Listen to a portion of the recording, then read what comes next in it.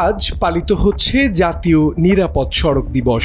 মানসম্মত হেলমেট ও নিরাপদ গতি কমবে জীবন ও সম্পদের ক্ষতি, এই প্রতিপাদ্য নিয়ে এবারের দিবসটি উদযাপন করা হচ্ছে। রাজধানী সহ দেশ জুড়ে বিভিন্ন সংগঠন, প্রতিষ্ঠান ও সরকারি বেসরকারি সংস্থা নানা কর্মসূচি পালন করছে।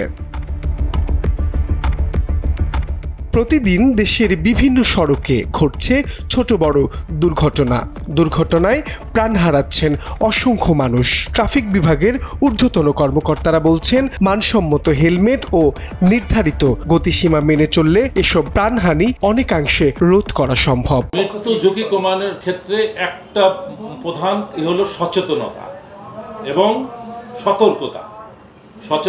এবং সতর্কতা যদি অবলম্বন করে এই মোটর অ্যাক্সিডেন্ট 50%-এর বেশি কমে যাবে। আমার একটাই প্রস্তাব থাকবে, যখন সে মামলা হবে তার বিরুদ্ধে হেলমেট না পরার জন্য, সেই মামলা যখন সে নিষ্পত্তি করতে যাবে তখন তাকে একটা হেলমেট সাথে করে নিয়ে যেতে হবে। মানসম্মত হেলমেটস যদি সে না নিতে পারে তাহলে তার মামলা নিষ্পত্তি হবে না। বাজারে যেসব হেলমেট আছে সেগুলো কোনোটাই মান পরীক্ষিত না। হাজার হাজার ব্র্যান্ডের হেলমেট আছে, কিন্তু একটা নির্দিষ্ট মান উল্লেখ করা উচিত। এই মানের হেলমেট ছাড়া বাজারে বিক্রি হচ্ছে সেগুলো মানসম্মত না, এগুলো পরা আর না পরার সমান। সরকারের পাশাপাশি নাগরিক সচেতনতার বিষয়টি এখন সবচেয়ে বড় চ্যালেঞ্জ হিসেবে দেখা হচ্ছে। আমরা সর্বোচ্চ চেষ্টা করি যে কোনো হেলমেট তাকে পরার জন্য উৎসাহী করি, আর যদি সে না পড়ে সেক্ষেত্রে আমরা আইনগত ব্যবস্থা নেই। অনেকে দেখা গেছে মোবাইলে কথা বলতে বলতে আপনার ড্রাইভ করছে, সেক্ষেত্রে আমরা ওই মোবাইল ফোনে কথা বললেও আমরা কিন্তু 92-2 মামলা করে থাকি। ট্রাফিক আইন বাস্তবায়নের পাশাপাশি সড়ক অবকাঠামোর উন্নয়ন ও ড্রাইভারদের প্রশিক্ষণকেও নিরাপদ সড়ক নিশ্চিতে গুরুত্ব দিচ্ছেন সংশ্লিষ্টরা। যত বড় বড় সড়ক দুর্ঘটনা ঘটেছে এবং যেখানে বাইকাররা আহত হয়েছে বেশি, এখানে মেজরিটি দেখবেন তারা হেলমেট না পরার কারণে তারা গুরুতর আহত হয়েছে, তাদের বাঁচার সম্ভাবনা অনেকাংশে কমে যাবে।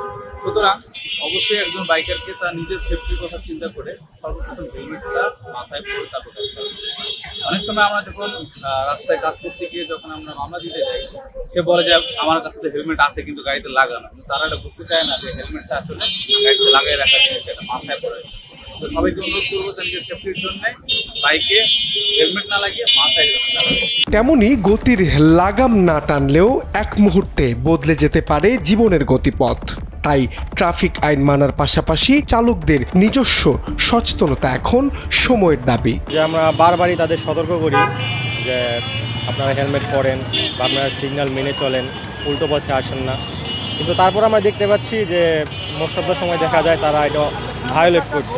সেক্ষেত্রে আমরা বাইকাররা যদি হেলমেট না পরে তাহলে সড়ক পরিবহন আইন 2058 অনুযায়ী 92(1) ধারে আমরা প্রসিকিউশন দিয়ে থাকি।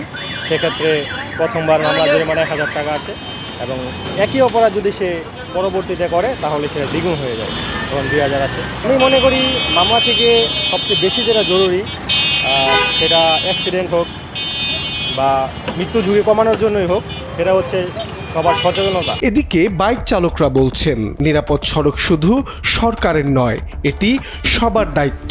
সকলের উদ্যোগে নিরাপদ সড়ক নিশ্চিত করা সম্ভব। মোটরসাইকেল যেহেতু রেগুলার ইউজ করছি, একটা জিনিসই হচ্ছে সরকারের কাছে দাবি, এই যে 3 হুইল ভেহিকেল যেগুলো আছে তাদেরকে যে কোনো একটা রেজিস্ট্রেশনের আওতায় আনা উচিত। একটাই চাওয়া যে এদেরকে একটা নিয়ম শৃঙ্খলার মধ্যে আনুক, এটাই চাই। এই বিষয়টা হইতেছে যে আমরা সর্বোচ্চ চেষ্টা করবো, এটা একে হইতেছে এটা ট্রাফিক আইন, তারপরে দ্বিতীয় হইতেছে হেলমেট আমার সেফটি। ভাই আমি আইন পুলিশের ভয়তে পড়বো এমন না, আমার সেফটি হিসাবে আমি হেলমেট পরবো। দেখুন কোনো ছোটোখাটো দুর্ঘটনা ঘটবে ভাই, হেলমেটের দিক দিয়ে আমি সেফলি বেরোয় দিতে পারবো। হেলমেট ব্যবহারে অনীহা শুধু নিয়ম ভঙ্গের কারণ নয়, এটি সামাজিক দায়িত্ববোধের অভাব। আইন প্রয়োগের পাশাপাশি প্রয়োজন জনসচেতনতা ও মানসিকতার পরিবর্তন, তবেই বাস্তবায়িত হবে নিরাপদ সড়কের রূপরেখা। মাহবুব আলম শ্রাবণ, সময়ের আলো, ঢাকা।